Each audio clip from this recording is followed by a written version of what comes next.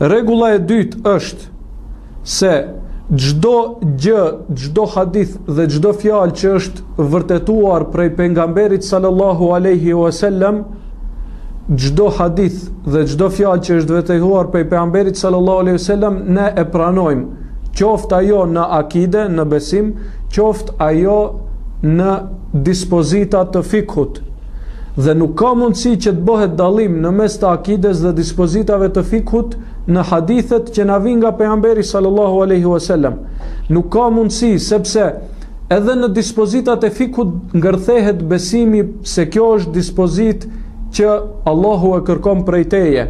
Ne të gjitha hadithet, qofshin ahad, qofshin mutawatir, në çështjet e besimit i pranojmë. Në momentin që hadithi është saktësuar, atëherë ne themi se ky është besimi jonë dhe ne nuk i japim përparësi asnjë fjale para fjalës së Resulullahit sallallahu alaihi wasallam.